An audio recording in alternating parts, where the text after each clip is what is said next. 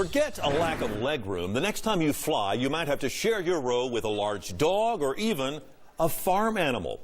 Now, those in the airline industry tell us the cabins are really getting crowded with these companion pets. Yeah, there's a big increase in the number of furry friends flying these days. But do the people bringing those pets on board really need them? That's what WREG's Melissa Moon wanted to find out.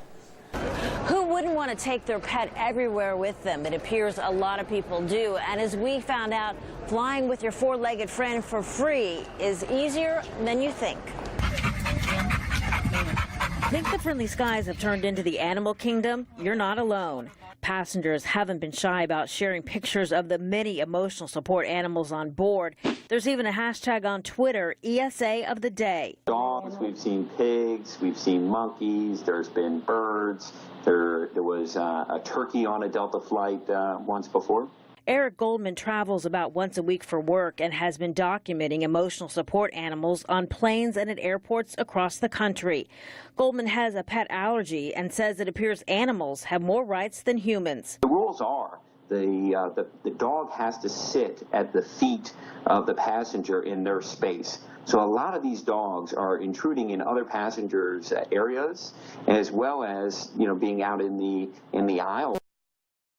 Getting in the way of the flight attendants. The Association of Flight Attendants has noticed the increase in furry and feathered flyers over the last few years. Noah's Ark on our plane, that's what we're hearing. And flight attendants are saying it's out of control out there. So much so, Union President Sara Nelson says it's become a safety issue. Flight attendants are having to de-escalate more than ever before with conflict between passengers. And this is one more irritant. Thanks to the Air Carrier Access Act, anyone can fly with an emotional support animal for free.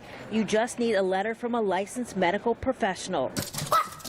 My dog Finley has flown before as a paid passenger in a carrier under the seat, but it only took a few minutes on the internet to make her an ESA.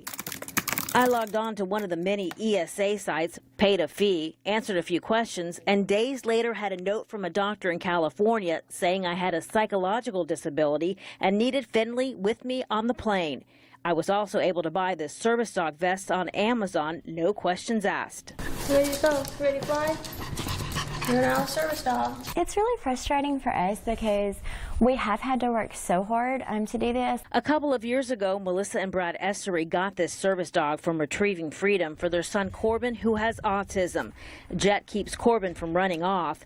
I don't want to. And calms him down when he has a meltdown. The training is, really extensive for every single dog, and which Jet went through it, it's like a year. And then not only him, but we had to go through training. They say these fake service animals are making it harder for people with legitimate service dogs to be accepted in public. It's not fair, for people to just kind of try to take advantage of that and get a free ride. The Association of Flight Attendants agrees and says the Department of Transportation is considering new guidelines to cut down on some of the abuse and make air travel safer.